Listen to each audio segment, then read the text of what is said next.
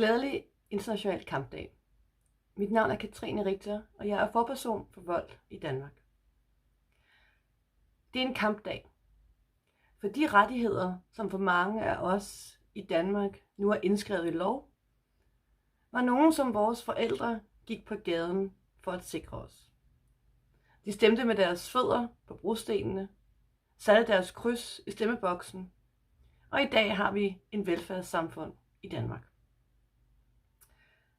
Det er en international dag, for det var arbejdere, der skulle stå sammen over for en grænseoverskridende kapitalisme. Hvis kampen alene var nationalt forankret og isoleret, ville den stå svagere over for de internationale virksomheder. Og allerede i 1982 sagde LO-formanden Thomas Nielsen, at vi havde sejret af helvede til. Men det betyder ikke, at denne dag ikke er vigtig. Det betyder bare, at vi skal sætte os nogle nye mål. For vi står stadigvæk over for internationale udfordringer.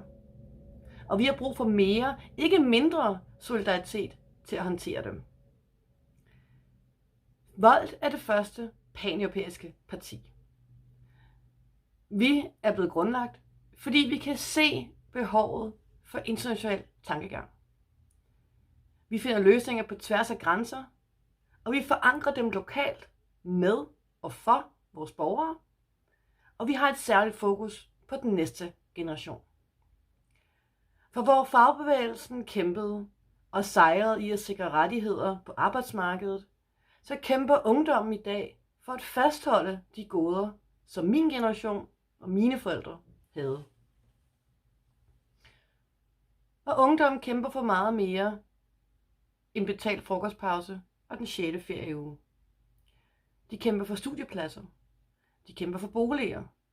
De kæmper for deres mentale sundhed. De kæmper for at få lov til at vælge. Og de kæmper for klimaet. Den største udfordring, som i sandhed kræver internationalt perspektiv og international kampgejst, er klimaet. Og her har Volt en progressiv og motiveret fokus på den grønne omstilling. Transportformer skal ændres. Brugen af fossile brændsler skal fjernes. Vi skal flytte os fra bil til cykel, fra stitsler til salat, og vi skal have et arbejdsliv, der understøtter de grønne hverdagsvalg. Og hvordan opnår vi det?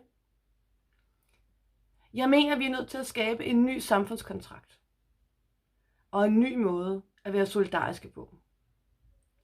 Thomas Nielsens ambitioner blev måske nået i 1982, men vi har nye udfordringer, og det kræver nye mennesker, der tager ansvar og løfter stafetten. Siden 2017 har Volt arbejdet hårdt og målrettet for at forene borgere i hele Europa til at takle de her udfordringer. Det betyder, at vi kan stå sammen på tværs af grænser over for de udfordringer, som ikke kan klares nationalt, men som kræver international fokus. Klimaet standser som sagt ikke ved grænsen. Arbejdsmarkedet er mobilt. Økonomien er global. Sikkerhedstruslerne er digitale. Og vi kæmper stadig med efterdønningerne af en global pandemi. Volt blev til, fordi vores udfordringer er for store til at klare alene. Og vi har brug for at styrke hver enkelt borger til at tvinge de forandringer igennem, som vi har brug for. Derfor stiller Voltere i hele Europa op til valg. For at få gennemført de grønne idéer og tanker, som skal sikre bedre levevilkår for den næste generation og sætte nye standarder for de eksisterende generationer. For at få en grøn hverdag til at hænge sammen, har vi brug for 3 ting. At grøn infrastruktur spiller sammen med en ny arbejdsmarkedskultur. Vi har brug for at styrke deleøkonomien ved at styrke lokale foreninger og civilsamfundet.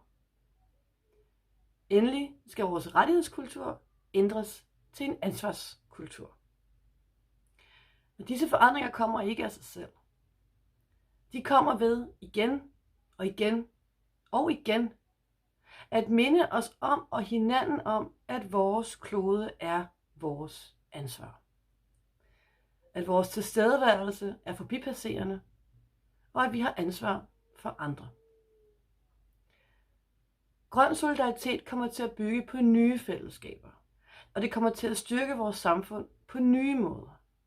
Det kræver nye samtaler, og det kræver nye politiske visioner og ambitioner for Danmark og Europa. Kort fortalt, ny politik for en ny generation. Volt stiller op til Europaparlamentsvalget i 2024. Og jeg vil benytte denne internationale kampdag til at bede dig om din støtte og din vælgererklæring, så vi kan komme på stemmesedlen. Vi har brug for nye visioner, og det kan Volt. Glædelig international kampdag.